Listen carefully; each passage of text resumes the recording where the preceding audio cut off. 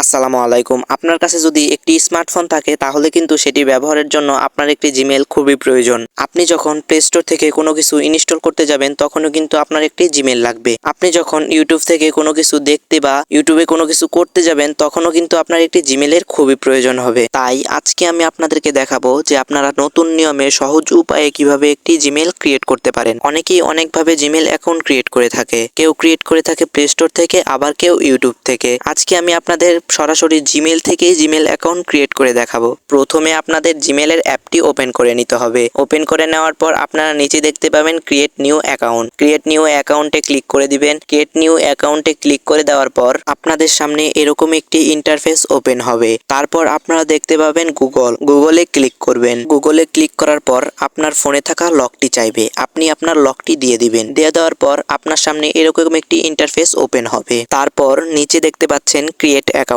আপনি ক্রিয়েট অ্যাকাউন্টে ক্লিক করবেন। ক্রিয়েট অ্যাকাউন্টে ক্লিক করার পর ফর মাই পার্সোনাল ইউজ এখানে ক্লিক করবেন। ক্লিক করার পর আপনার সামনে এরকম একটি ইন্টারফেস ওপেন হবে। এখানে বলতেছে যে আপনার ফার্স্ট নেম এবং লাস্ট নেম দেওয়ার জন্য আপনি আপনার নামটা এখানে দিয়ে দিবেন। দিয়ে দেওয়ার পর নেক্সটে ক্লিক করবেন। এখানে বলতেছে যে আপনার জন্ম তারিখ এবং আপনার লিঙ্গ সিলেক্ট করার জন্য আমি এখানে সব সিলেক্ট করে দিচ্ছি। সিলেক্ট করে দেওয়ার পর আপনি নিচে দেখতে পাবেন নেক্সটে ক্লিক করবেন। নেক্সটে ক্লিক করার পর আপনার সামনে এরকম একটি ইন্টারফেস আসবে। এখানে বলতেছে যে আপনার ইউজার নেম দেওয়ার জন্য আপনি এখানে আপনার নেমটি দিয়ে দিবেন, তার সাথে কিছু সংখ্যা বসিয়ে দিতে পারেন। তারপর নেক্সটে ক্লিক করবেন। নেক্সটে ক্লিক করার পর আপনাকে বলতেছে যে এখানে একটি পাসওয়ার্ড দেওয়ার জন্য আপনি আপনার জিমেইলের জন্য একটি পাসওয়ার্ড দিয়ে দিবেন। পাসওয়ার্ড দিয়ে দেওয়ার পর আপনি নেক্সটে ক্লিক করবেন। নেক্সটে ক্লিক করার পর দেখতে পাবেন যে আপনাকে বলতেছে যে আপনি যদি এই জিমেইলে একটি ফোন নাম্বার অ্যাড করতে চান তাহলে করতে পারেন। আমি করব না, তাই স্কিপ করে দিলাম।